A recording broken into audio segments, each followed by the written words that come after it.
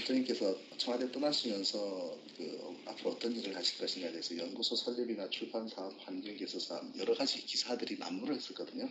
근데 6개월 지난 현재 환경 개선 사업, 또 시민 주권, 민주주의 2.0으로 이제 압축이 되고 있는데 그동안 어떤 계획하셨던 대로 잘 진행되고 있으신지? 그 중에서 제일 중점을 뒀던 게 민주주의 2.0인데 예. 그게 그 예전보다 한 반년이나 더 지체되고 예. 있죠. 다른 장의 사유가 있는 건 아니고 해보니까 그게 복잡합니다. 예. 그 구조나 시스템이 복잡하고 좀 더 잘해보자 욕심을 내니까 이제 예. 좀 늦어지는데 그게 뭐 좀 지체됐지만 잘 가고 있고 그다음에 이제 뭐 봉화는 여기 거의 뭐 환경운동이라는 수준보다는 압축해서 하면 네. 생태농업, 예. 생태농업을 한번 도입해보자. 그것은 전체 봉화산과 합포천 일대 생태계 보전과 복원 그 사업 전체의 일환으로서 하는 사업인데 인식이 있을 제일 중에 생각했던 것보다는 대단히 좀 구체적으로 추진돼 가고 있고 그 외에는 좀 이제 뜻밖의 상황 이런 모든 일을 좀 지체되게 하는 뜻밖의 상황이 하나 그것은 손님이 많이 많이 오는 거하고 그런 정부에서 좀 보자는 거. 예. 정부에서 보자는 건 어떤 기록 얘기라든지 뭐 이런 조금 그래서 생각지 않았던 지금 생태농업 부분은 오리농법으로 대변되고 있습니다만 이번에 소출이 유기농법 같으면 소출이 굉장히 적다고 하는데도 이번에 상당히 소출이 제대로 나올 거라는 얘기를 말로부터 들었습니다. 성공적으로. 원래는 일단 감수 없이 네티즌들 사이에서는 이 오리 처리 방법에 대해서 굉장히 좀 얘기들이 많이 오가고 있습니다. 선생님 생각은 어떠십니까? 나는 그게 파는 것이 합리적이라고 생각했습니다. 예. 그게 현실적인 것이라고 생각해요. 그냥 처분하는 것. 예. 이것이 현실적인 것이라고 생각했는데 보니까 농가마다 각기 다르게 처리를 한 것 같고 각기 다르게 처리를 하고 경수 이거 파는 사람도 있나? 예, 해마마을 쪽 사람들하고 같이 팔았는데 200만 원 넘게 받았답니다. 그냥 우리 전체 판 금액이 처분이 합리적인 것인데 다 처분하진 않고 지금 마을에 수로가 있는데 수로 보시듯이 돌아다니는 약간 마스코트가 되는 거죠. 예, 그래서 그게 사실 그냥 오리 농법을 했으면은 끝나고 나면은 처리를 하든 아니면 판매를 하든 잡아먹든 괜찮은데 이 오리 농법의 마스코트화되다 보니까 사랑을 받고 그러다 보니까 상당히 문제가 좀 있는 것 같다는 생각이 듭니다. 또 한편으로는 지금 저 마을에서 추진하고 있는 여러 가지 사업들 마을의 협조가 꼭 필요하신 부분인데 협조가 잘 되고 있는 부분이 있습니까? 아니면 애로사항이 계시다면 먼저 좀 힘드신 부분은 참모들이 굉장히 고생을 많이 했다고 말했습니다. 고생을 많이 하고 그러나 이제 이게 조금씩 아직도 여전히 어려움이 많지만 그래도 조금씩 성과가 보이니까 사람들이 낙담하거나 지치거나 낙담하지 않고 아직까지 의욕적으로 잘하고 있는 것 같아요. 시민주권과 민주주의 2.0 말씀드리겠습니다. 지난해 참평 포럼 강연에서 대통령께서 민주주의론에 대해서 말씀하셨는데 이후 시민민주주의 화두를 이제 꺼내셨습니다. 그래서 지금 현재 민주주의 2.0으로 이제 구체화되고 있는데 앞으로 지금 저희가 판단을 하기에는 가장 긴급한 현안 중에 하나가 민주개혁 진영과 진보 간의 이 대리된 간극 어떻게 좁힐 것인가가 굉장히 중요한 것은 현재 정권이 물론 정권 수명 다할 때까지도 갈 수 있겠습니다만은 우리의 대안이 무엇이냐에 대해서 해답이 없단 말이죠. 그다음 이러한 부분이 민주주의 정력에서 집중적으로 논의될 수 있는 구조를 바라는 목소리들이 있는데 대통령 생각은 어떠십니까? 그럼 민주개혁 진영과 진보 진영 간의 간극 좁힐 수 있는데 어떠한 해법이 있을 수 있다고 보십니까? 내가 이제 민주개혁 진영과 진보 진영을 구별하는 데 대해서 네. 사실 나는 지금까지 그런 구별을 생각해 보질 않았고 네. 또 이제 그런 구별을 들어도 기준에 대해서는 좀 감이 오질 않고 그렇습니다. 그거는 내가 그쪽을 대체로 좀 포괄적으로 생각하고 있는 거 아닌가. 포괄적으로 생각하기 때문에 그 구별을 하지도 않고 또 그 얼른 감을 못 잡는 거라고 저는 생각하는데 그러나 그 부분을 구별해서 생각하지 않습니다. 그리고 그때 아마 내가 그 지난번 강연 때 얘기를 했는지 아닌지 모르지만 진보주의라는 것은 민주주의에 내재하는 가치다. 네. 그런 말을 한 일이 있습니다. 민주주의가 가장 획기적인 진보의 역사거든요. 네. 그래서 민주주의의 그 역사 가장 전형적인 진보의 역사이고, 네. 그 다음에 이제 우리가 흔히 말하는 뭐 좀 좁은 의미에서 진보의 이념 이런 것들도 실제 본래 민주주의의 가치 안에 내재하고 있습니다. 대통령께서는 민주개혁 진영과 진보 진영 부분을 같은 포괄적으로 보신다는데 사실 저희 희망사항도 포괄적으로 볼 수 있는데 매번 대선 때마다 나타나는 현상은 민노당 중심으로 해서 대선 후보를 내고 구체적인 현안 특히나 이제 지난 참여정부 때는 FTA 문제하고 이라크 파병 두 가지 문제를 가지고 진보 진영 또는 진보 매체 한결의 경향 굉장한 반대를 함으로 해서 극명하게 도대체 아군인지 적군인지 그적군인지 모르겠다라는 말까지 나올 정도로 사실 꼭 대선 때마다 꼬박꼬박 분열을 하는 데에 기여했단 말이죠. 한편으로는 저희들은 지난 2006년 대선 때도 대통령님을 찍으면서도 당은 민주당을 해서서 제도권으로 진입하는 데 성공하게 만들어줬는데 그 사람들 우리가 위해서 뭘 했는가. 이번 같은 경우에 또 민주당마저도 반으로 나뉘면서 제도권 진입도 실패해버리는 이 현상을 두고 이제는 우리가 큰 틀에서 하나로 가져가야 되지 않느냐는 그런 목소리가 사실상 양쪽에서 다 나오고 있습니다. 나는 나도 그 문제에 대해서 고심을 상당히 여러 가지 고심 어떻게 해야 하느냐 고심을 참 많이 했던 편인데 그 가운데 세월이 한참 지나고 오늘의 현상을 보면서는 내버려둬라. 네. 그것은 우리가 논의로서 통합할 수 있는 것이 아니다. 예. 네.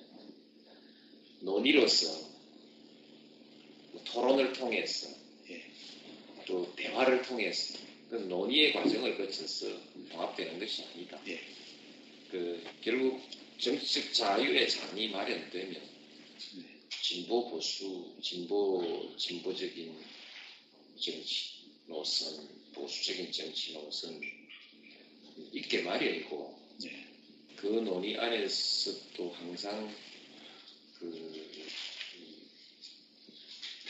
정진주의 내지 타협주의가 있고 급진 내지 비타협주의가 항상 존재하거든요.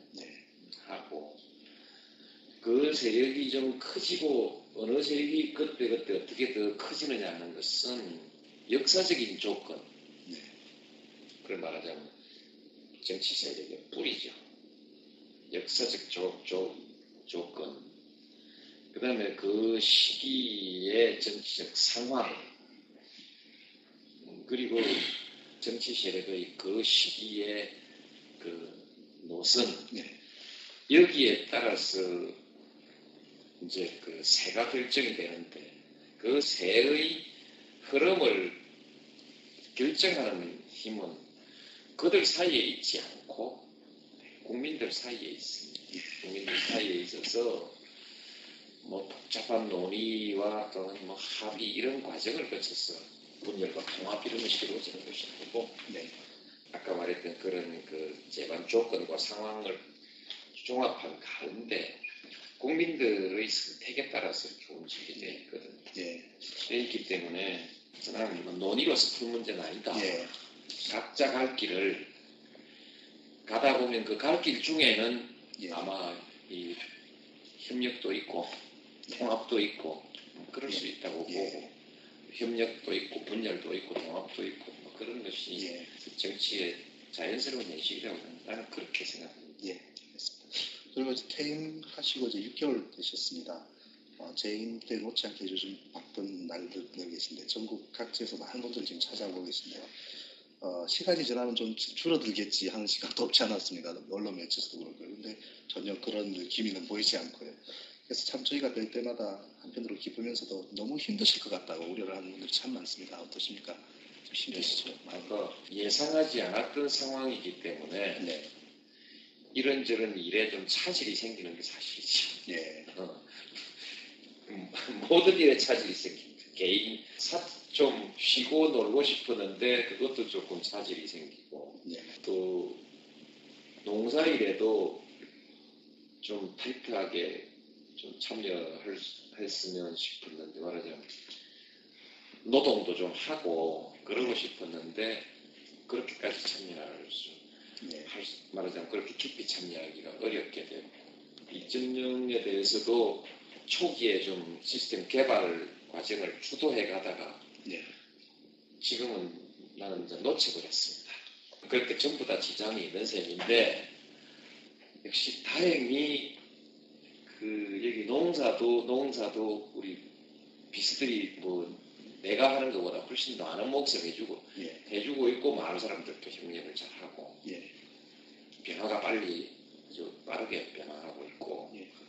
2.0도 내가 놓쳐버리고 이제 못 따라갔어. 그냥 뭐 바라만 보고 있는데 내가 생각했던 것보다 잘하고 있어요.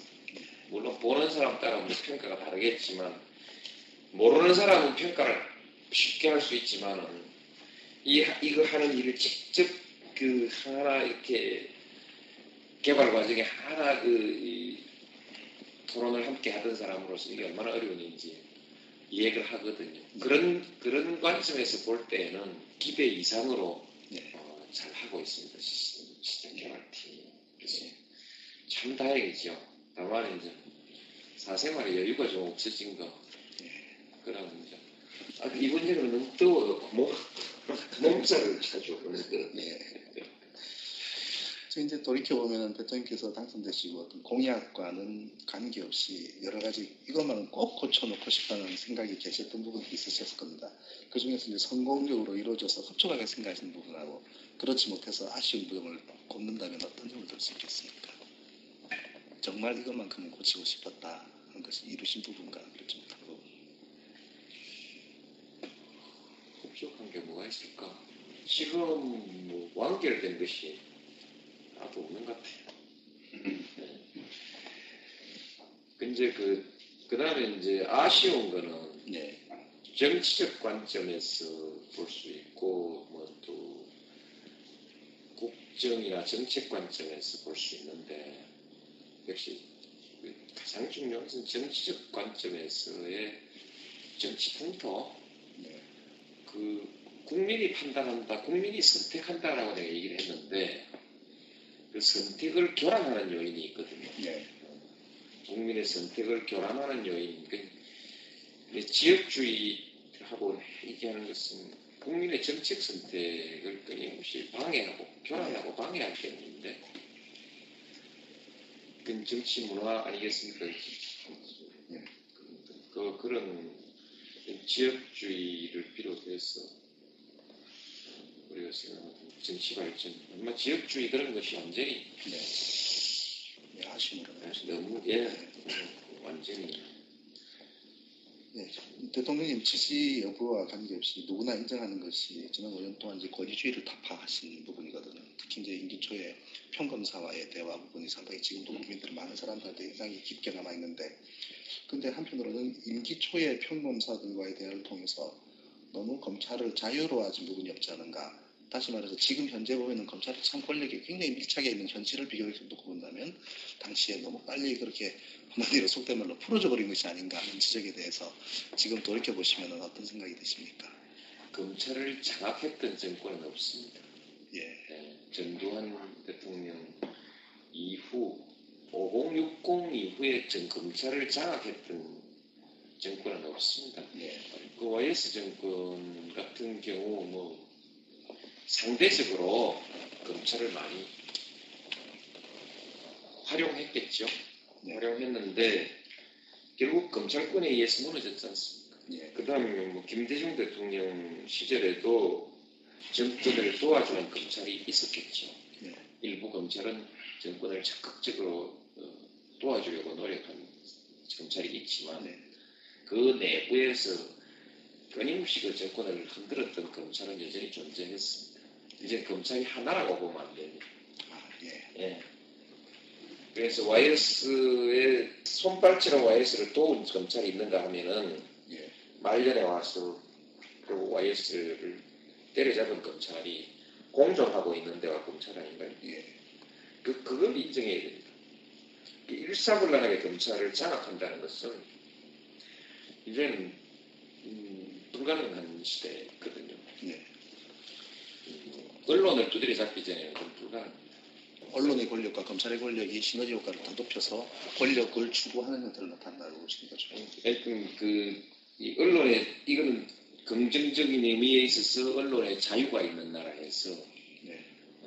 권력을 장악한다는 것은 불가능합니다. 네. 그런데 자꾸만 옛날 생각하고 날들어 전노나 YS만큼이라도 검찰을 왜 장악하지 않냐. 근데 그 말은 정확하게 내가 그걸 실행하려고 했으면 일부 검찰과 결탁하는 결과는 났을 겁니다. 일부 정치 검찰과 결탁할 수는 있지만은 모든 검찰을 장악할 수는 없는 것입니다. 네. 그 점에 대해서 사람들 너무 잘 몰라요. 네. 네. 그래서 정권이든 일부 정치적 성향이 강한 검찰과 결탁할 수는 있고, 네. 그것이 검찰의 어느 정도 검찰의 분위기를 끌고 갈 수 있지만 모든 검찰을 장악할 수는 없습니다. 네. 그런 것이고, 저는 김영삼도 결국은 말년에는 다 장악 못했고 말년에는 검찰 손에 네. 이제 처분을 당했죠. 김대중 대통령 시절도 일부 충성스러운 검사들이 있을 때도 사실이지만 정치 검찰이 정권의 편은 아니었다는 거. 그러니까 제가 왔을 땐 더 상황이 나빠졌다고 봐야 되지 않습니까? 내가 갔을 땐 더 상황이 나빠졌기 때문에 결국은 일부 검찰과 결탁하고 많은 그런 검찰 장악 같은 것은 안 하는 것이 좋죠. 예. 장악이 되지 않는 것을 억지로 장악하고 일부 검찰과 결탁했을 때 아무것도 남는 것이 없고 결국은 민주주의의 진보도 이루지 못하고 네. 나도 뒷날 또 파살당하는 것이죠. 예. 나는 그렇게 상황을 보았기 때문에 예. 별 뜻 없이 검찰을 자기가 이렇게 내버려 두고 예. 검찰의 본연의 자세로 돌아가도록 예. 최대한 그렇게 관리를 한 것이죠. 예. 당신들 할 일이나 해라. 그 점에 대해서 적극적으로 요구했고 뒷받침해 줬습니다. 예. 검찰이 할 일이라 하라고. 예. 뭘 그러다 과한 일도 있고 내가 봐도 좀 지나친 일도 있고 이런 일 있지만 기본은 그렇게 다 했거든요.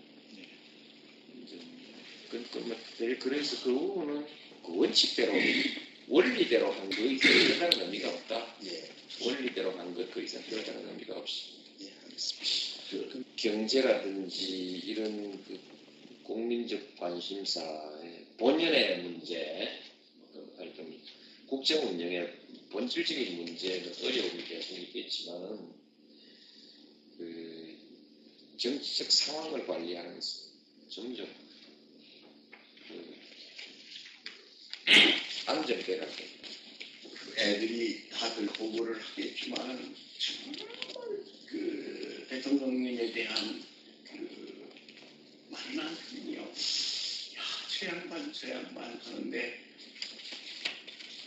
뭐 대답을 주시사 말씀을 하지만 저 국민의 기대치라는 게 자꾸 높아지다 보면은 제가 대통령 하고 있을 때 네. 열린 우리 땅 사람들 저만 찾아오면 한나라당 깨질 거라고 얘가 한 번도 응수를 안 했어. 한나라당이 깨진다는 전제를 가지고 자기들 할 일은 널리 하고 있어. 한나라당이 깨지는 왼쪽 그런 것이고 뭐 촛불 나왔을 때도 거기 뭐 국민들 눈에는 나중에 남은 사람들 눈에는 저 사람들 얼마 전에 노무현이 물러가라 하던 사람 아니야. 느낌이 그렇게 남게 돼. 그걸로 최고기로 이명박 대통령이 퇴진할 거라고 생각하는 것은 뭐 일반 시민들은 그렇게 생각할 수 있지만 정치를 하거나 직업적으로 운동을 하면서 그렇게 무책임한 생각을 하면 안 되지. 그런 게 없어요.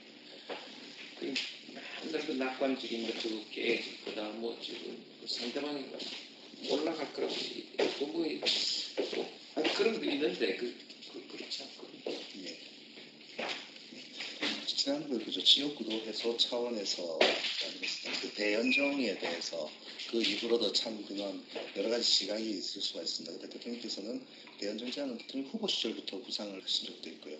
그래서 지지자들이 많이 좀 놀라기도 했는데 당시에 그 추진했던 어떤 속마음 또 그리고 지금 현재 시점에서 그걸 보셨을 때 어떻습니까? 그거는 그만 헛발질 한번 한 것입니다. 이 뭐 이론적으로나 전략적인 근거를 가지고는 있었습니다만, 그러나 어쨌든 그 당시 적절한 정치적 행보는 아니었던 거야지. 어저께 그저 봉화마을 찾으신 분은 4시에 1시간 정도 말씀하시는 저도 다 들었습니다만은 그때 그 말씀 중에 그런 말씀하셨습니다. 국민의 정부와 참여정부 10년은 진보 성향임에도 불구하고 아주 보수적인 정권이었다. 그런 말씀이신데 사실상 그런 부분들이 특히나 이제 민노당 같은 경우 상당히 정권 내내 삼나라당의 짝퉁이라고 비난을 할 정도의 그랬었습니다만은 그 대변적으로 두 가지 이라크 파병과 한미 FTA 두 가지를 들 수가 있는 부분이 있겠습니다. 가장 보수적인 정권이었다는 부분이. 아니, 내가 얘기했던 보수적인 정권은 할 수 있는 일이 유럽의 아주 보수적인 정권이 할 수 있는 일의 수준에 비교하면은 유럽의 수준에 비교하면은 아주 유럽의 보수당이 하고 있는 수준만큼도 못했으니까 결과적으로 보수적 정권 아니었느냐. 그런 역설입니다. 비교적으로. 우리 보고 진보한다고 최선을 다했지만 한나라당하고 비교하면 명확하게 차별성이 있지만 그저 뭐 굉장히 차별성이 있습니다. 한나라당과 비교해서 명확한 차별적인 정책을 추진했습니다만 우리나라 정부의 성격에 있어서 유럽의 어떤 보수 정권 하의 정부 또는 정책보다 더 보수적 수준에 머물러 있었다. 그런 뜻으로 얘기한 것이거든요. 그러니까 말하자면 우리나라에 그만큼 우리가 보수에 기울어 있다. 우리나라 진보가 너무나 미미하다 이런 뜻이죠. 그런 뜻이고 이라크는 그냥 그렇게 대통령이 되면 하고 싶지 않은 일도들을 해야 돼요. 이라크 파병은 그렇습니다. 대통령이 되면 하고 싶은 일만 하는 것이 아니다. 대통령이 하는 일에는 기분 좋아서 하는 일만 있는 것이 아니다. 그러니까 그게 첫 번째고 두 번째는 한미 FTA는 그거는 결국 개방이냐 쇄국이냐 이 논쟁은 의미 없는 것이고 개방의 속도를 어떻게 할 거냐 그런 거 아닙니까? 그 나는 개방의 속도에 있어서 적절한 수준이다. 저기 개방을 반대하는 것이 진보라고 하면은 진보 개념이 잘못된 겁니다. 그렇죠. 만일 진보가 개방을 반대하는 것이라면 네. 예? 그것은 이미 진보일 수 없는 것입니다. 대단히 비현실적인 그 자격이 없는 사람들이 되는 것이고 문제를 삼는 것은 개방의 속도 아니겠습니까? 예.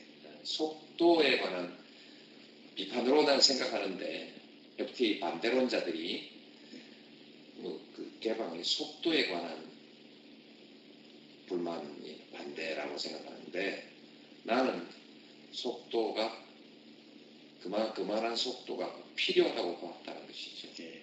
즉 나는 개방적 진보주의자다 이렇게 말을 예. 맞습니다. 나는 개방을 속도가 아니고 원천적으로 반대하는 예. 우리나라 진보 진영은 뭐 정말 잘못됐다고 생각합니다. 예. 그건 세계 대세를 좋든 그러든 세계 대세를 우리가 외면하자는 얘기인데 외면하자는 얘기는 그렇지 않고 결국은 논쟁은 속도 논쟁만 있을 수 있다. 예. 속도 논쟁을 가지고 얘기를 한다면 금방 결론이 납니다. 네. 지금 그 속도 논쟁에 있어서 미국에서는 지금 정권이 바뀌게 된다면은 FTA를 다시 검토하자는 얘기도 들리고 있는데 그만큼 우리가 협상을 잘했다기보다는 적절한 시기를 택했다고 볼 수 있는 반증이 되겠습니까?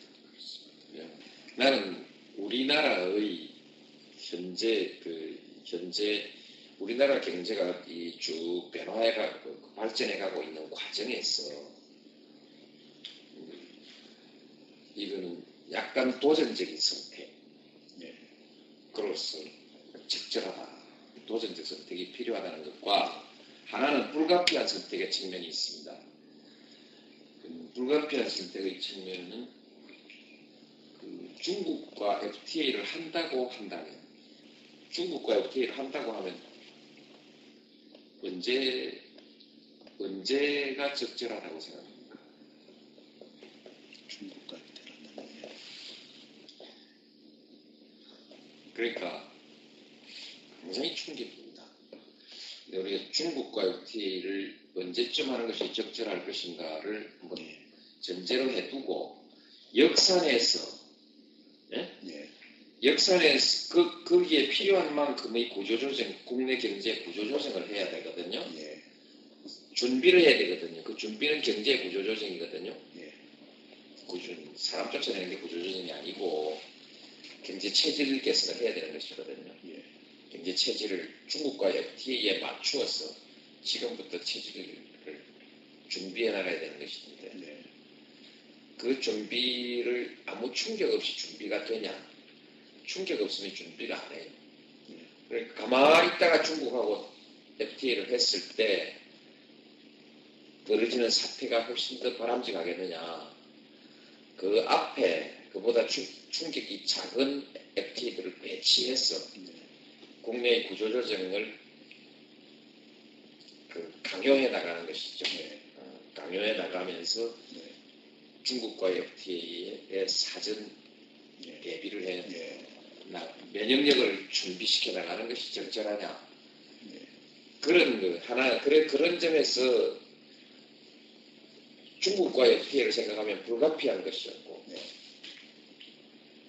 그다음 우리 경제의 역량과 수준으로 봐서는 다소 도전적인 선택으로서 나는 적절하다 이렇게 생각합니다. 일부 그 반대론자들 중에서는 중국, 일본과 먼저 하고 난 다음에 미국을 해야 될 것이 아니냐는 주장에는 미국을 그만큼 두렵게 봤다는 것인데 실은 중국이 더 큰 문제라고 보시고 그 사람들 논리는 문제가 있다는 결론가 되겠습니다. 그거는 현실적인 조건을 전혀 도외시하는 얘기입니다. 하나하나 품목 하나하나를 가지고 생각해보면 FTA라는 것은 그 경제의 분야와 품목을 하나하나 구체적으로 따져서 예측을 해나가야 되는 것이죠. FTA 한 가지 더 얘기할게요. 여튼 그동안에 개방이 있었는데 개방 반대론자들이 걱정했던 사건은 여러분이 개방해서 다 일어나지 않았습니다. 예. 일어나지 않았고 한 가지 IMF와 금융개방과 IMF 사태에는 그건 상관관계가 있죠. 예. 상관관계가 있는데 거기에 대해서 예견해서 반대하거나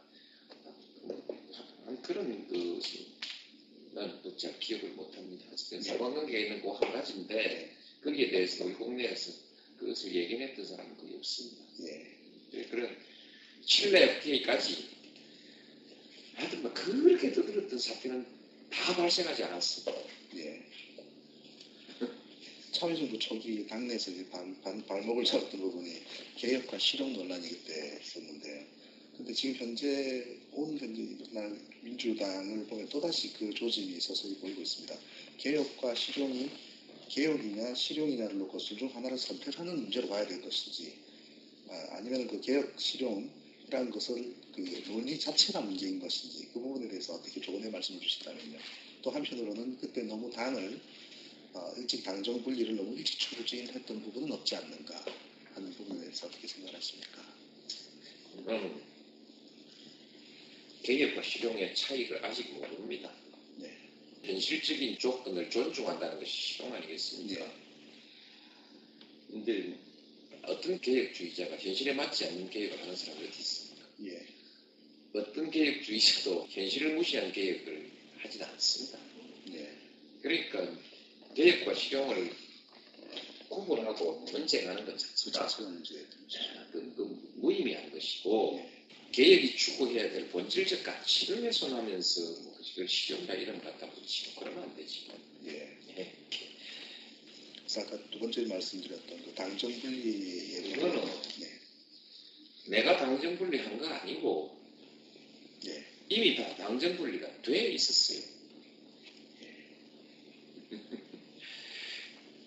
당정 분리가 내가 대통령 당선될 시절에 당정 분리가 거의 국민적 합의 수준에까지 가 있었어. 그리고 이미 당은 당규에 당정 분리가 돼 있었고요. 물론 나도 공약했고 그걸 그냥 존중한 것이고요. 그다음에 당정 분리를 예를 들면 안 하면 내가 할 수 있는 일이 구체적으로 뭐가 있었겠어요?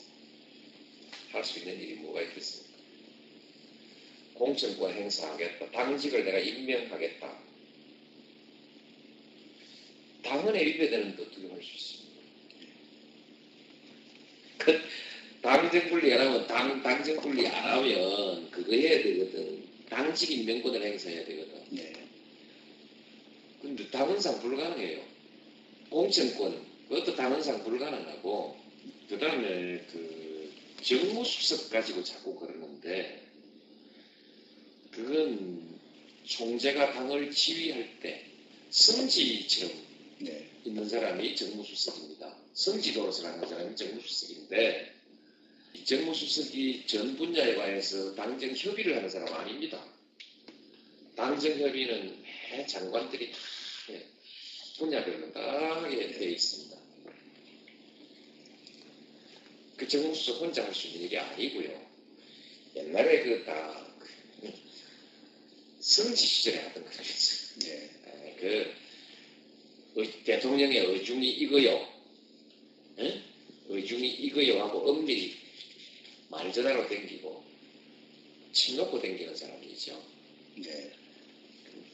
세상 바뀌는데 생각을 안 바꾸니까 자꾸만 정무수석 부활하라고 정무수석 부활하면 당정관계가 자꾸 본질의 문제가 따로 있는데 또 당정관계가 부활을 했어.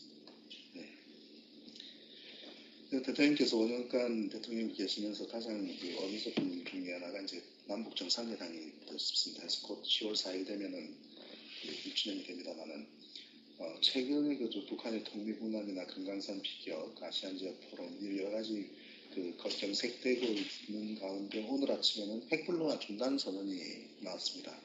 남과 북이 공존 공영하기 위해서 필요한 것은 무엇일지 말씀해 주신다면.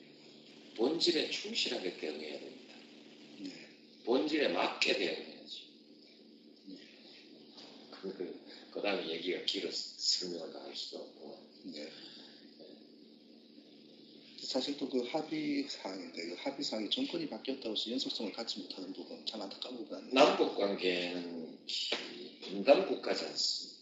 분단 국가라는 것이 통합이 지상명제이나 현실 권력은 통합을 위해서 자기 권력의 전부 또는 일부를 양보할 생각이 없는, 그래서 항상 통합을 지상명제로 내세우지만 실제로는 통합의 대의는 권력과 정쟁의 수단이거든요. 네. 수단으로 되어 있는 이 모순 관계를 뛰어넘을 수 있는 정치적 결단과 국민적 역량이 있어야 되는 거죠. 그 모순 관계를 뛰어넘을 수 있어. 그 정치의 속성이라는 것은 저한테 손해 가는 건 안 합니다. 네. 그것을 하는 것은 국민적 압력이죠. 그러면 이제 그 역사적 결단이고. 네.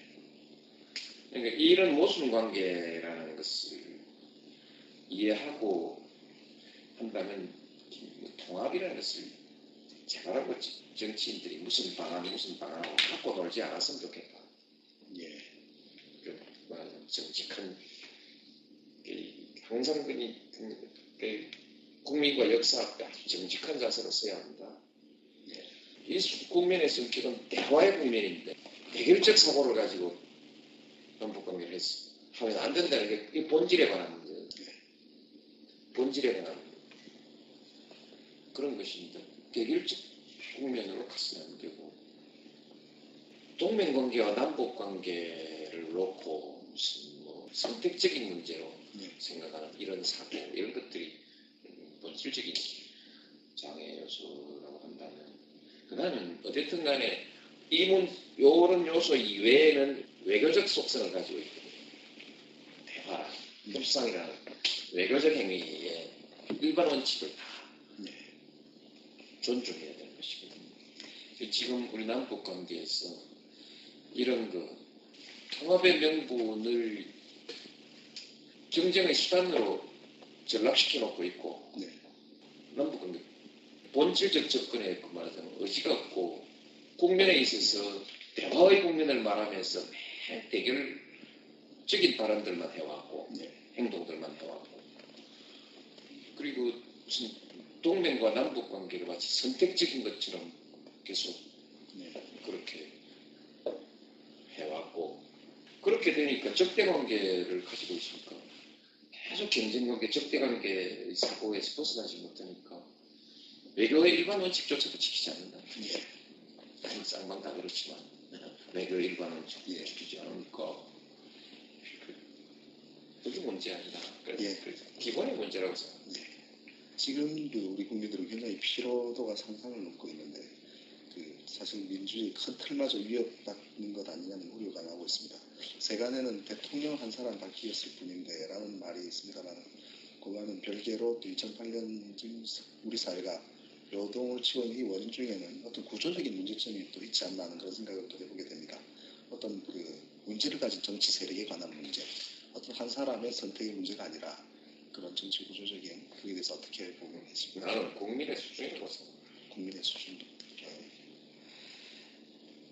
국민의 수준이 지난 2000년에는 아주 높았는데 갑자기 낮아졌다고 볼 수 있는 거 아니겠습니까? 중요한 일을 맡은 사람들의 수준입니다. 예를 들어 보십시오. 감사원장이 사표내버렸지 않습니까? 지켜줘야 될 자리를 안 지켜주고 사표내버리니까 감사원에서 정현주 씨 엉뚱한 결정 나오는 것이고 KBS 이사회 이사장이라는 자리가 그게 무슨 보통 자리입니까? 무책임하게 사표내버리고 나와버리니까 KBS 이사회가 저렇게 굴러가는 거예요. 그러니까 민주주의라는 것은 한 사람 한 사람이 자기의 직분에서 민주주의의 가치를 수호하겠다는 결의를 가지고 일을 해줘야 되는 것인데 이번에 보니까 뭐 일괄 사표 내라니까 줄줄이 일괄 사표 내버리는 것이 우리나라의 국민의 수준이 아니겠습니까? 그러니까 자유를 지킬 수가 없는 것이죠. 일반 국민이 아니고 권력기관에 있는 공무원, 중요한 공무원 한 사람 한 사람 다 국민이지 않습니까? 지금도 전부 눈치 보고 두려움에 떨고 눈치 보고 꼬리 때리고 그게 지금 행동 양식이지 않습니까? 예. 뭐 중요한 직책에 있다는 사람들의 행동 양식이 지금 그렇게 변화해가고 있지 않습니까? 예. 무릎 꿇지 않는 사람은 무릎 꿇지 않는 사람은 지배하기가 어렵습니다. 네. 너무 쉽게 무릎을 꿇으니까 주직하는 것이죠. 대통령께서는 지난 퇴임 이후 어떤 예차도 인터뷰를 하지 않으셨거든요. 근데 이제 그 잠정적으로 저희가 볼 때는 기한을 정하시지는 않으셨지만 퇴임하시고 한 1년 동안은 정치적인 발언을 하시지 않겠다라는 의미로 받아들일 수가 있는데 지금 6개월이 지난 지금 시점에서 모든 돌아가는 상황들이 어떤 정치적인 발언을 하시게 만들고 있고 실제로 한번 윤석열 대통령에 대한 드리는 글이라든지 그런 걸 통해서 어느 정도 그 말씀들을 하고 계신데 이제는 본격적으로 또 언론 매체와도 그런 이야기를 하셔야 될 시점이 됐다고 보시죠. 정치 발언은 정치 행위를 할 일이 없어요. 그냥 뭐 정치라는 것은 내가 직업 정치인으로서 편을 갈라가지고 싸우는 정치 입장에 뛰어들어야 정치지. 그냥 당사자로서 내 문제에 대해서 말하는 것이고 예. 당사자로서 내 얘기에 대해서 하는 것이고 그 다음에 요즘 시민으로서 진보가 뭐냐 보수가 뭐냐 그런 걸 설명하고 있는 시민으로서 국민들한테 진보의 정책이 무엇이고 보수의 정책이 무엇인지에 대한 뭐 그런 필요할 때 그런 해설들을 두고 각급하는 얘기죠. 예. 어제 했더니 그런 것이지 예. 정치 현안에 대해서 내가 말하는 게 없습니다. 정치적 공방에 가담한 게 없고 그런 어제 이렇게 좀 1시간 동안 말씀하신 내용을 쭉 제가 들으면서 또 그동안 몇 번 봉화 마을에 와서 대통령께서 사람들을 이렇게 접하시는 것을 저는 봤을 때 상황과 케이스마다 다 다르게 대하신다. 어떤 때는 사진만 찍으실 때도 어떤 때는 말씀을 하시는데 말씀을 하시면서도 종합적으로 폭넓게 말씀을 하시거든요. 저는 거기서 저 모습이 어떤 폴리틱과 엔터테인먼트가 합쳐진 폴리테인먼트 즉 어떤 때는 그냥 바로 대당 프로가 될 수도 있고 그 하나하나 자체가 그 대상은 불특정 다수란 말이죠. 어린애부터 아주 그 나이 드신 분 또 성향도 다양한데 그분들하고 대화를 하면 이게 이런 접촉 문화가 어떤 민주주의 2.0이라고 하는 시스템을 넘어선 어떤 토론 3.0이라는 그런 느낌으로 받아들여지는데 어떻습니까? 그런 걸 이렇게 접해보시면서 이 상황에서는 내가 어떤 말을 하는 게 낫겠다. 그런 주제를 잡으실 때 어떻게 그걸 자꾸 잡으십니까? 정말 나도 어렵고 헷갈리는 문제.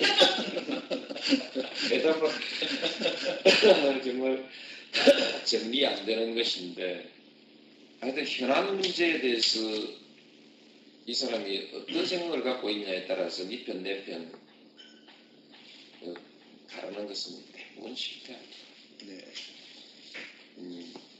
정치와 정치, 경제, 그 정치적, 경제적 이해관계에 대해서 좀 이렇게 근본적인 사고의 프레임을 제대로 갖고 있어야 되거든요. 네. 내가 정치 얘기하고 있는 것은 현실 정치에 대해서 전혀 얘기 없고 사고의 프레임을 얘기하고 있지 않습니까? 사고의 프레임을 제대로 잡아나가야만이 민주주의를 수행할 수 있는 시민적 역량을 갖출 수 있게 되는 것이거든요. 그래서 이제 그런 것 때문에 어떻게든 그러나 사고의 프레임이라는 것은 추상적이고 원론적이고 딱딱하거든요. 그걸 이제 구체적인 사례들을 가지고 설명을 해 나가는 것이 정치하는 사람이 해야 되는 일이죠. 저는 제 스스로를 그런 점에서 교사 역할을 해야 한다고 생각합니다. 강사하면 좋겠는데 강사 너무 가벼워. 강사하면서 해야 돼요. 예, 이제 공식적으로 말씀드리면 하나가 일어나죠. 그렇습니다. 예.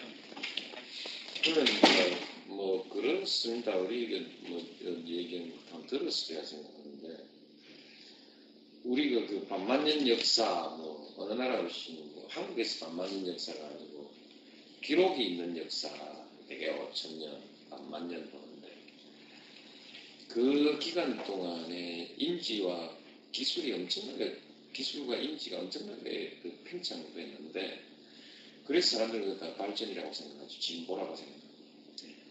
사실은 그게 좀 사람을 지배하는 기술이 똑같이 발전되어 와서 그래서 지배가 강화된 시절입니다.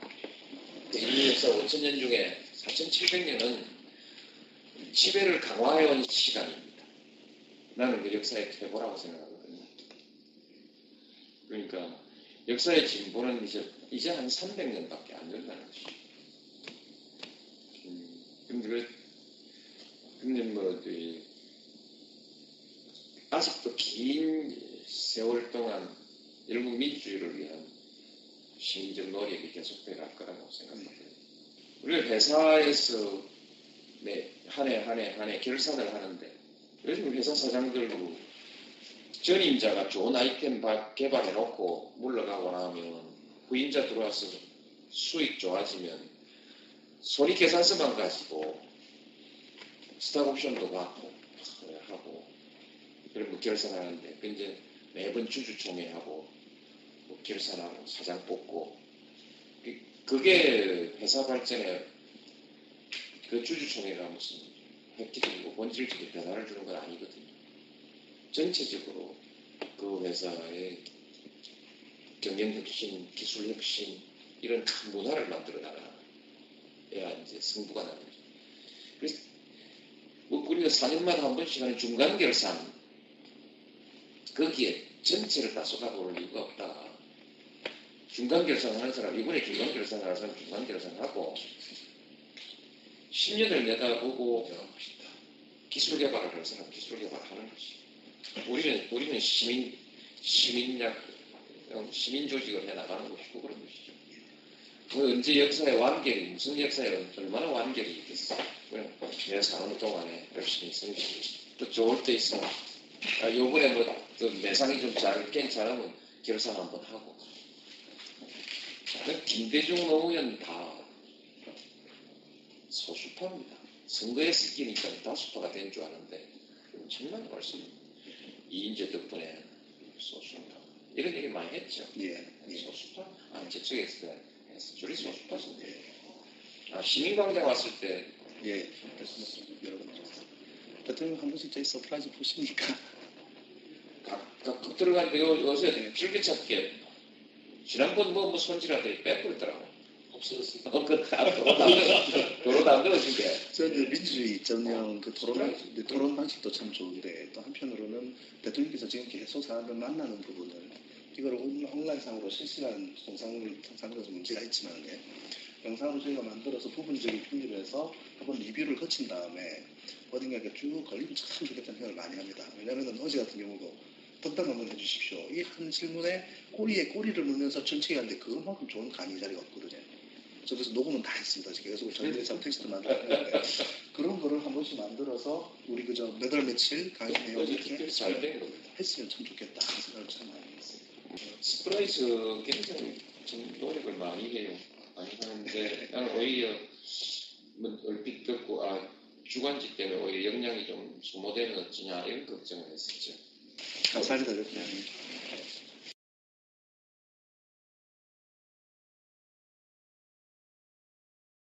따라서 이렇게 움직이게 돼 있거든요. 예. 돼 있기 때문에 나는 뭐 논의로서 풀 문제는 아니다. 예. 각자 갈 길을 가다 보면 그 갈 길 중에는 예. 아마 이 협력도 있고 통합도 있고 그럴 수 있다고 예. 보고 협력도 있고 분열도 있고 통합도 있고 뭐 그런 것이 예. 정치의 자연스러운 현실이라고 나는 그렇게 생각합니다. 예. 알겠습니다. 그리고 퇴임하시고 이제 6개월 되셨습니다. 재임 때 못지않게 요즘 바쁜 날들 계신데 전국 각지에서 많은 분들이 지금 찾아오고 계신데요. 시간이 지나면 좀 줄어들겠지 하는 시각도 없지 않았습니다. 언론 매체에서도 그렇고요. 근데 전혀 그런 기미는 보이지 않고요. 그래서 참 저희가 뵐 때마다 한편으로 기쁘면서도 너무 힘드실 것 같다고 우려를 하는 분들이 참 많습니다. 어떠십니까? 좀 힘드시죠? 예상하지 않았던 상황이기 때문에 네.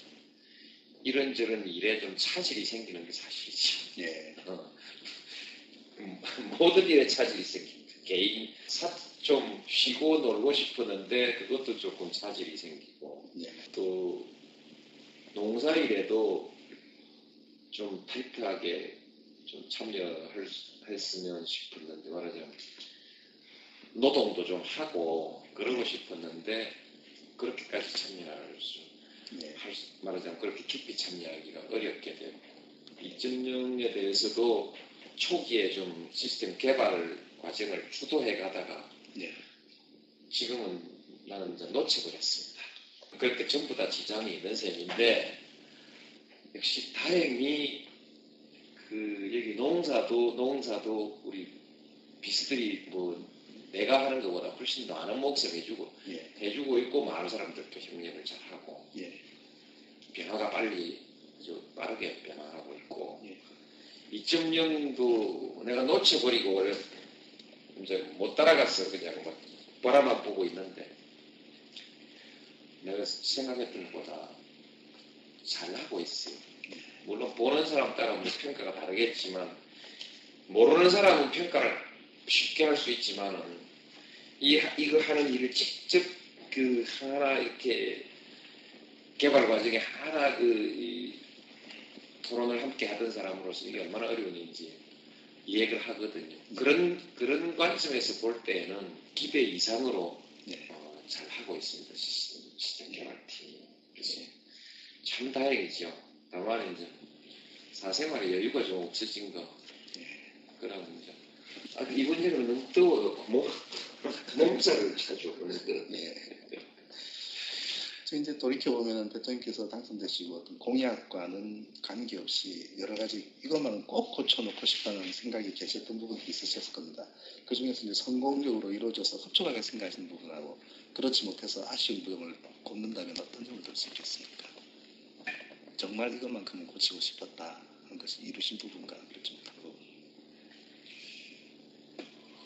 흡족한 게 뭐가 있을까? 지금 뭐 완결된 것이 나도 없는 것 같아요.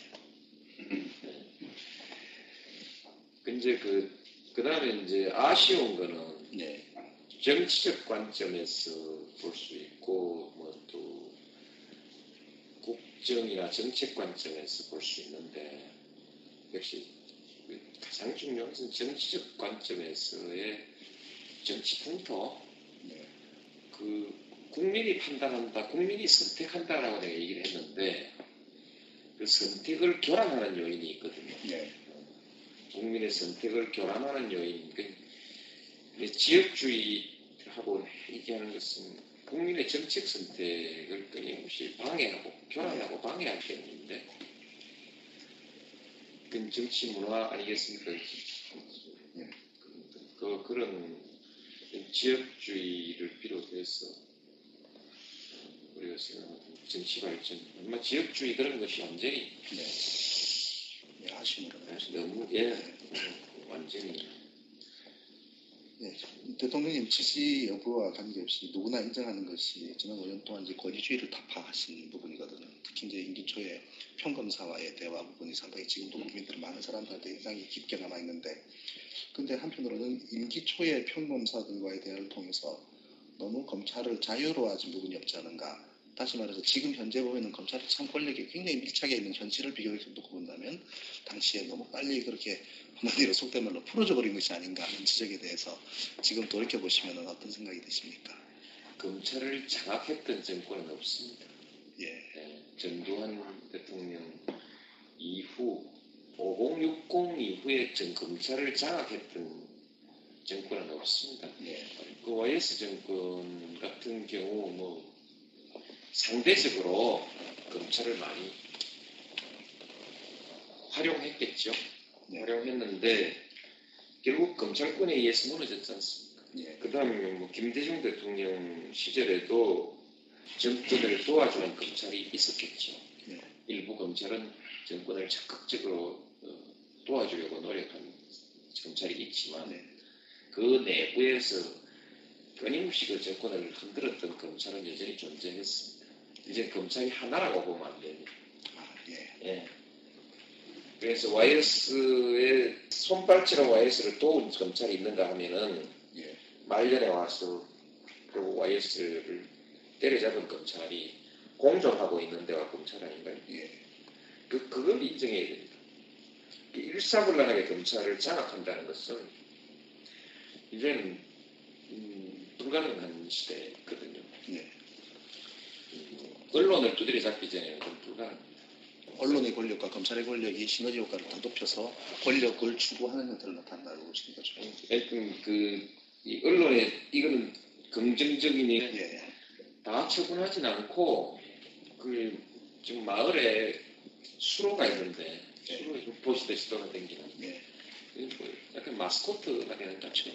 예, 그래서 그게 사실 그냥 오리 농법을 했으면은 끝나고 나면은 처리를 하든 아니면 판매를 하든 잡아먹든 괜찮은데 이 오리 농법의 마스코트화 되다 보니까 사랑을 받고 그러다 보니까 상당히 문제가 좀 있는 것 같다는 생각이 듭니다. 또 한편으로는 지금 저 마을에서 추진하고 있는 여러 가지 사업들 마을의 협조가 꼭 필요하신 부분인데 협조가 잘 되고 있는 부분이 있습니까? 아니면 애로사항이 계시다면 먼저 좀 힘드신 우리 부분들 그러니까 우리 참모들이 굉장히 고생을 많이 한다고 말하고 네. 있습니다. 고생을 많이 하고 예.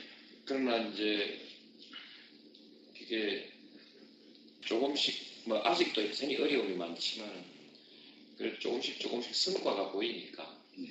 사람들이 낙담하거나 지치거나 낙담하지 않고 예. 아직까지 의욕적으로 잘하고 있는 것 같아요. 예.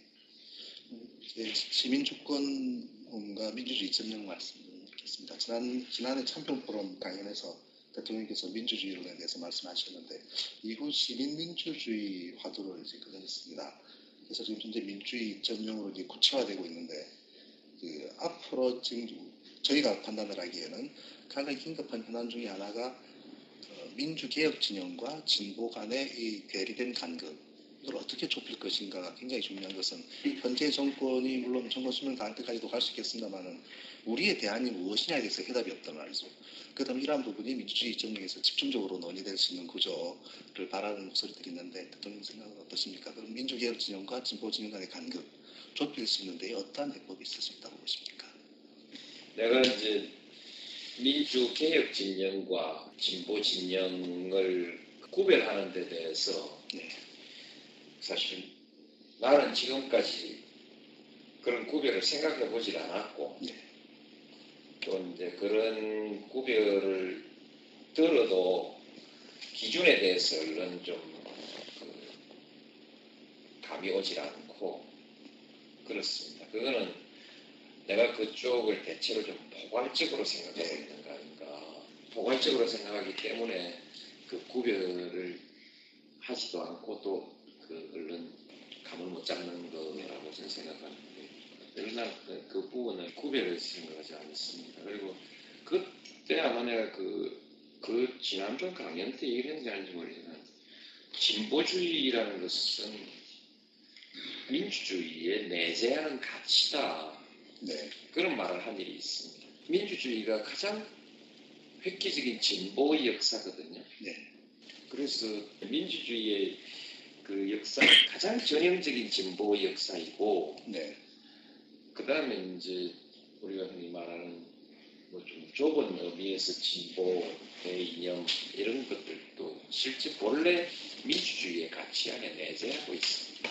대통령께서는 민주개혁 진영과 진보 진영 한 부분을 같은 포괄적으로 보신다는데 사실 저희 희망사항도 포괄적으로 볼 수 있는데 매번 대선 때마다 나타나는 현상은 민노당 중심으로 해서 대선 후보를 내고 구체적인 현안 특히나 이제 지난 참여정부 때에는 FTA 문제하고 이라크 파병 두 가지 문제를 가지고 진보 진영 또는 진보 매체 한결의 경향 굉장한 반대를 함으로 해서 극명하게 도대체 아군인지 적군인지 그적군인지 모르겠다라는 말까지 나올 정도고 사실 꼭 대선 때마다 꼬박꼬박 분열을 하는 데에 기여했단 말이죠.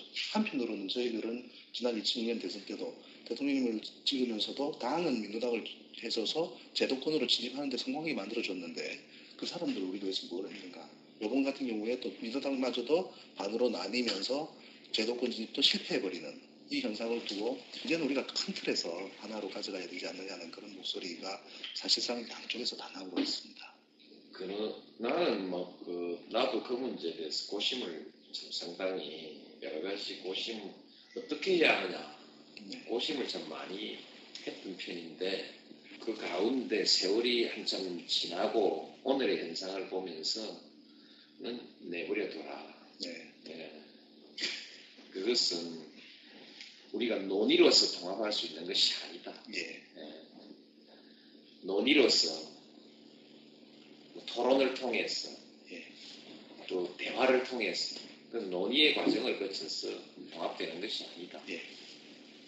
결국 정치적 자유의 장이 마련되면 진보 보수, 진보적인 정치 노선, 보수적인 정치 노선 있게 마련이고 네. 그 논의 안에서도 항상 그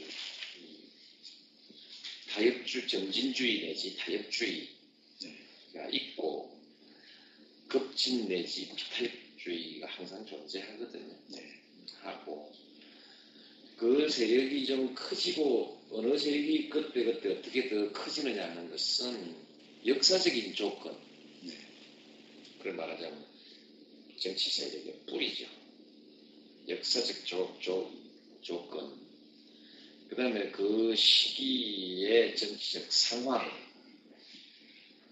그리고 정치 세력의 그 시기의 그 노선, 네. 여기에 따라서 이제 그 세가 결정이 되는데 그 세의 흐름을 결정하는 힘은 그들 사이에 있지 않고 국민들 사이에 있습니다. 국민들 사이에 있어서 뭐 복잡한 논의와 또는 뭐 합의 이런 과정을 거쳐서 분열과 통합 이런 것이 이루어지는 것이 아니고 네. 아까 말했던 그런 그 재반 조건과 상황을 종합한 가운데 국민들의 선택에 따라 대통령께서 청와대 떠나시면서 그 앞으로 어떤 일을 하실 것인가에 대해서 연구소 설립이나 출판 사업, 환경 개선 사업 여러 가지 기사들이 난무를 했었거든요. 근데 6개월 지난 현재 이제 환경 개선 사업, 또 시민 주권, 민주주의 전형으로 이제 압축이 되고 있는데 그동안 어떤 계획하셨던 대로 잘 진행되고 있으신지. 그 중에서 제일 중점을 뒀던 게 민주주의 2.0인데 예. 그게 그 예전보다 한 반년이나 더 지체되고 예. 있죠. 다른 장의 사유가 있는 건 아니고 해보니까 그게 복잡합니다. 예. 그 구조나 시스템이 이렇게 복잡하고 좀 더 잘해보자 욕심을 내니까 이제 예. 좀 늦어지는데 그게 뭐 좀 지체됐지만 잘 가고 있고 그다음에 이제 뭐 봉화는 여기 그걸 뭐 환경운동이라는 수준보다는 압축해서 하면 네. 생태농업 예. 생태농업을 한번 도입해보자. 그것은 전체 봉화산과 합포천 일대 생태계 보전과 복원 그 사업 전체의 일환으로서 하는 사업인데 인식이 있을 제일 중에 생각했던 것보다는 대단히 좀 구체적으로 네.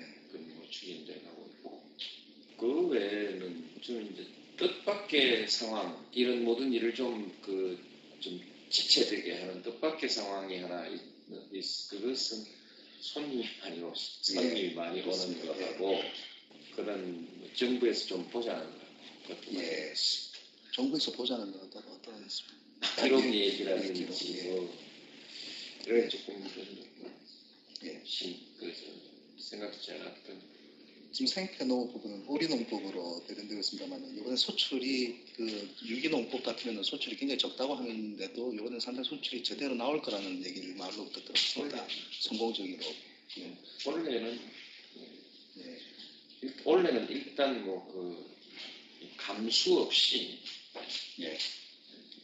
네티즌들 사이에서는 이 오리 처리 방법에 대해서 굉장히 좀 그 얘기들이 많이 오가고 있습니다. 선생님 생각은 어떠십니까? 나는 그게 파는 것이 합리적이라고 생각했습니다. 예. 그게 뭐 현실적인 것이라고 생각해요. 그냥 처분하는 것 예. 이것이 현실적인 것이라고 생각했는데 그걸 보니까 농가마다 각기 다르게 처리를 한 것 같고 예. 각기 다르게 처리를 하고 경수 이거 파는 사람도 있나? 예, 그 해마마을 쪽 사람들은 아마 같이 팔았는데 200만 원 넘게 받았답니다. 그냥 아니, 우리 전체 판 금액이 처분이 합리적인 것이